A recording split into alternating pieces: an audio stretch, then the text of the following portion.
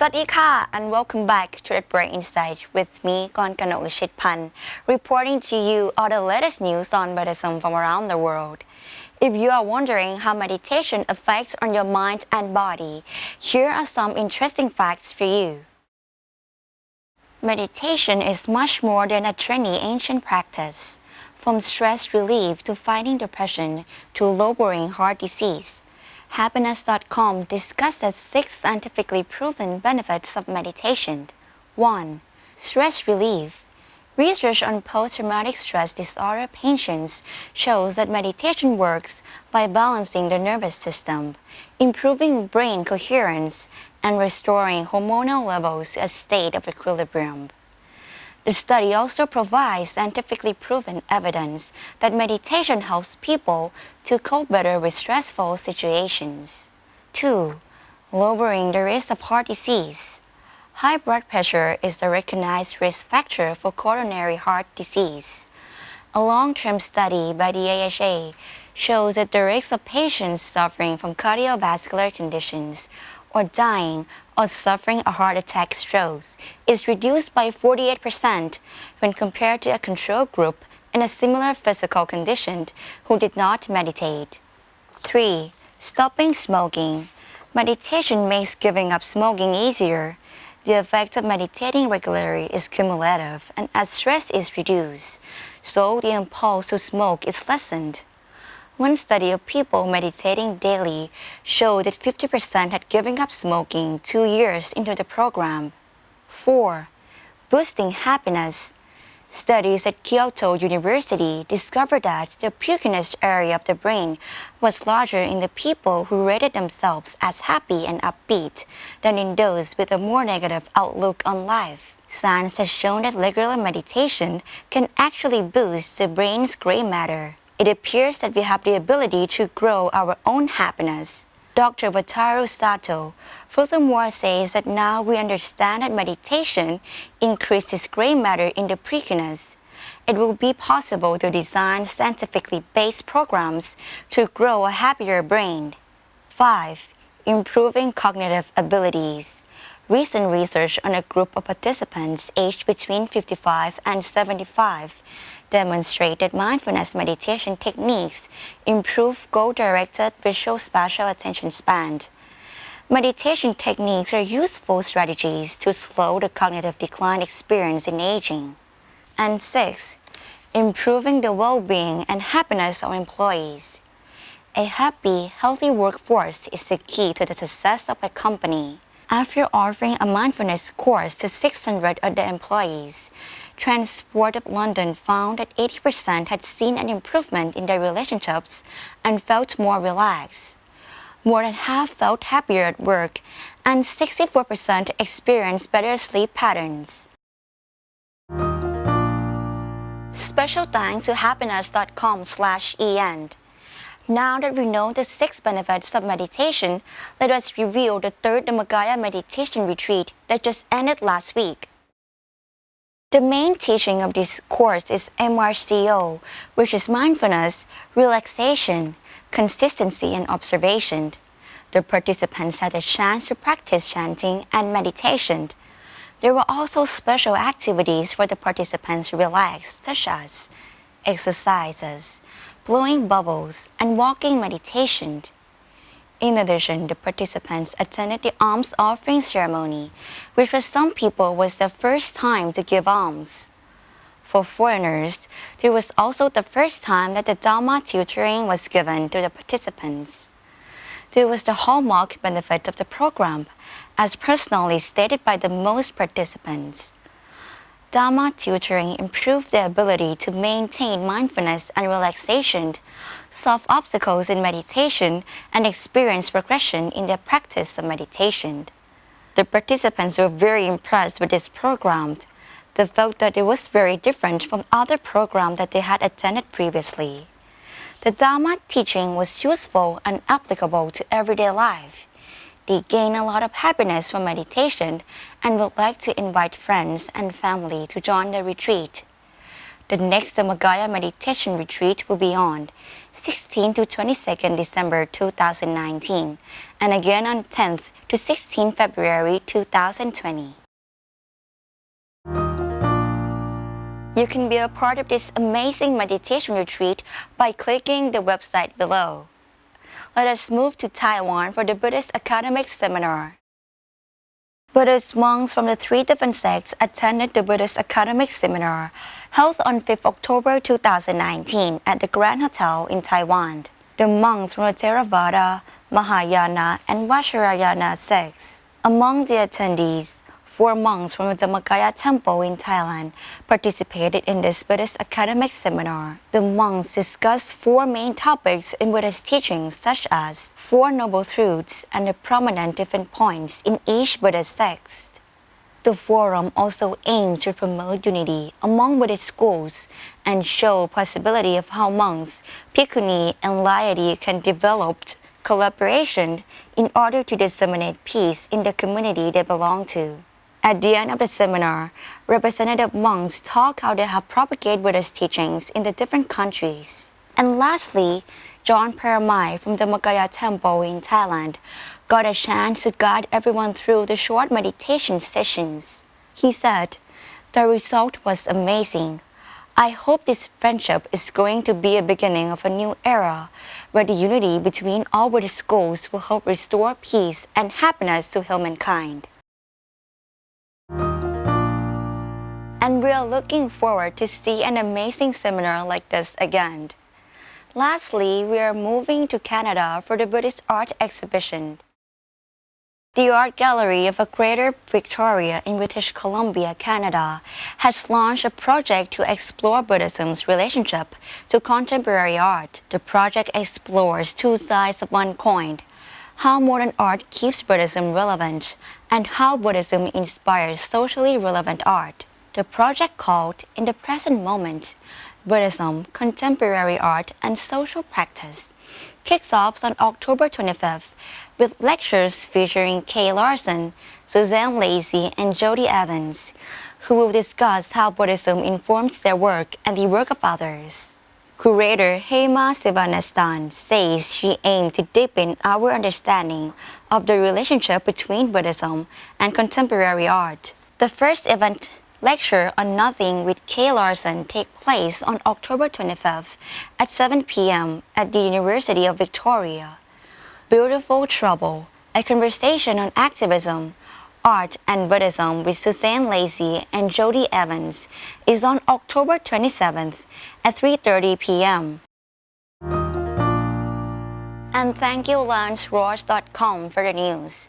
We have now reached the end of Buddhist Lent, which means it's time for us to offer the Katina robes.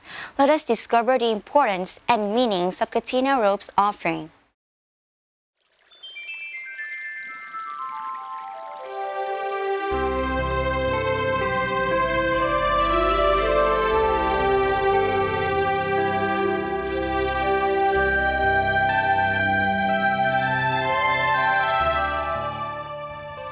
Kathina is the offering of robes to the Buddhist monks who have practiced righteousness and have been through the rains retreat.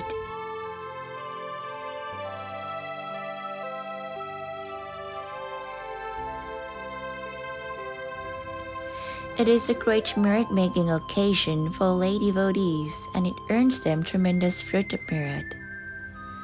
But before we mention the fruit of merit, let's learn about the meaning of Kathina.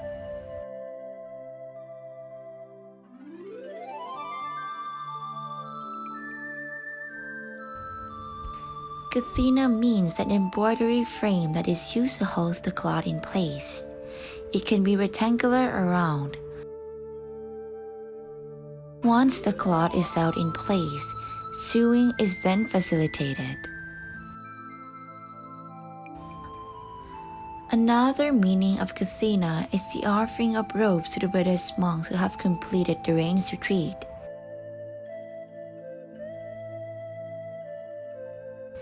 Kathina offering is the respectful offering of robes to any Buddhist monk in a temple.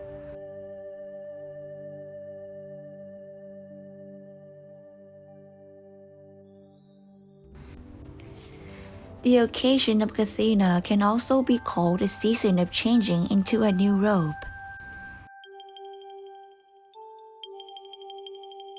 At the beginning of Buddhism, a monk had to acquire his robe by fashioning it out of a discarded cloth, such as the cloth used to wrap a body or the cloth picked up from a trash pile.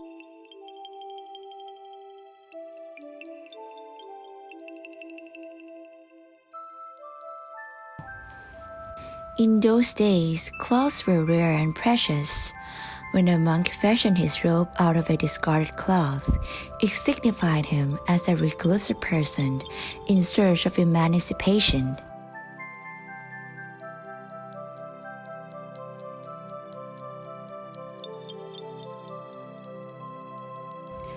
Moreover, a robe made from a discarded cloth would not attract the attention of thieves. People in those days mined old and precious material, and it was not desirable to anyone.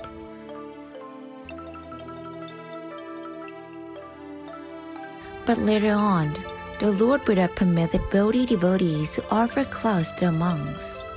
It all began when a physician requested the Lord Buddha for permission to offer cloths to the monks, because it was difficult for the monks to find them.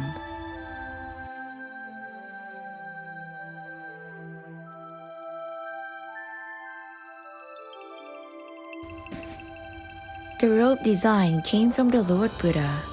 He had the most venerable anatta fashioned after the rice paddies.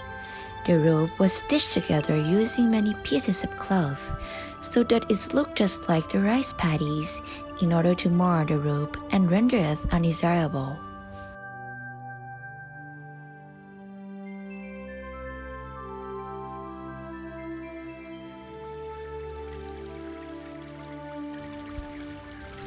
The Lord Buddha legislated the robe to at least 5 different pieces of cloth vertically. Each piece was called modala. Smaller pieces were called adha modala. The monks used to have to cut the cloth into suitable pieces, stitch them together, and then dye the robe themselves, which was difficult and time-consuming.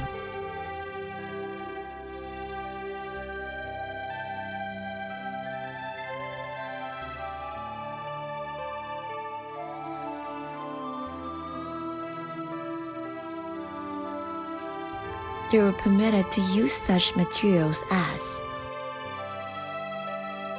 1. Roots 2. Trees 3. Leaves 4. Flowers 5. Bark and 6. Fruit. After the cloths were sewn together into a robe, it would then be dyed. The color used was red yellow or dull yellowed. Forbidden colors include indigo blue, yellowed, red, pale pink, orange, pink, and black. The monk had to consider the robe before using it. They had to reflect upon the purpose and the use of the robe before putting it on.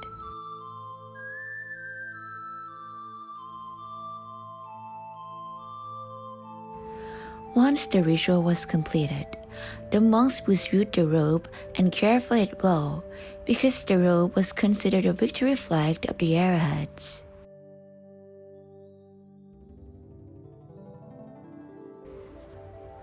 Once the monks received a new robe, the old robe would be used for other purposes such as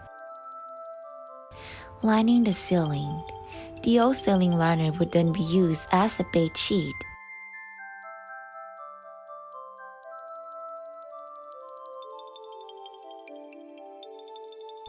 The old bedsheet would be used as a floor cover.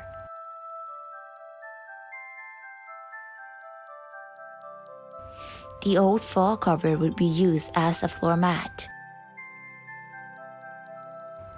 The old floor mat would be used as a desk cloth. The old dust cloth would be pounded and mixed with clay to coat the wall of a monk's cell.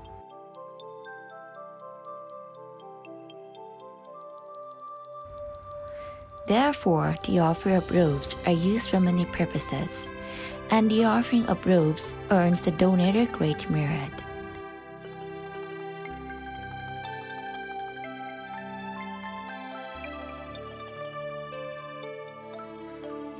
The history of Katina offering is as follows.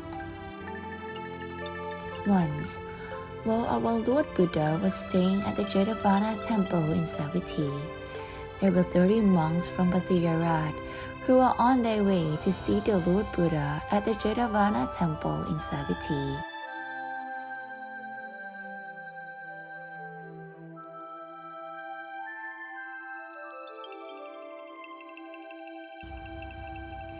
They just reached the town of Saket, not too far from Savatthi, when the rain's retreat was upon them, and they had to stay put where they were. The monks regretted the fact that they were only less than 100 kilometers away from the Lord Buddha, but could not go and see him.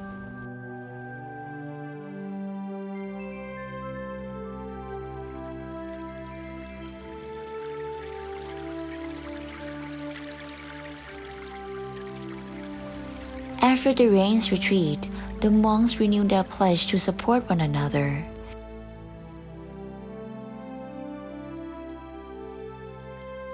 It was still raining quite heavily after the rain's retreat, making the ground very muddy. The monks hurried to continue their travel to have an audience with the Lord Buddha. As a result, their worn-out robes became torn, wet and dirty. It was a difficult trek to the Jetavana temple.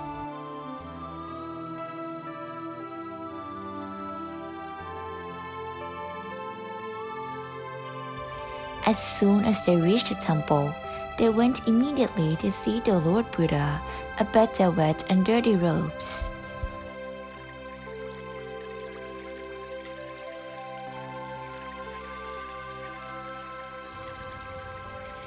The Lord Buddha asked the monks after their living condition and their health.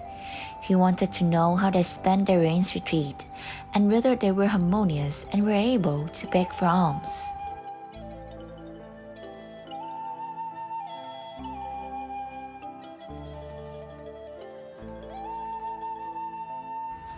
The monks answered that they were well enough and were able to live quite comfortably.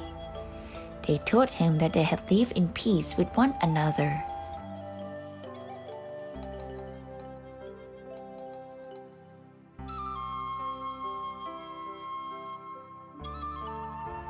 The Lord Buddha noticed their torn robes and allowed them to accept new ones from lay devotees within a short period of 1 month after the rain's retreat.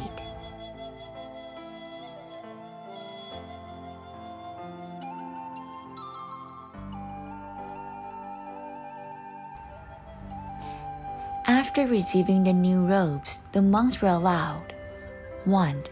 To travel to a quiet and peaceful place for the purpose of practicing meditation.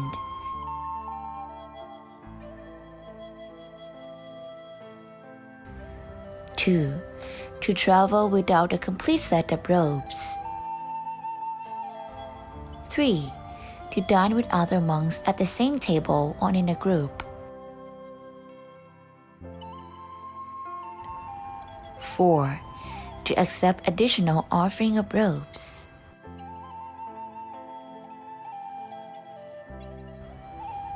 5. To keep extra robes for the monks' own use without having to make them available to other monks.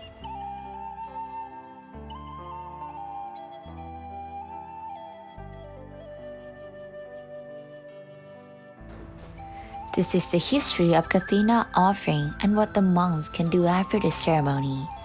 You are all invited to join in the ceremony of Kathina offering at the Dhammagaya temple on the first Sunday of November.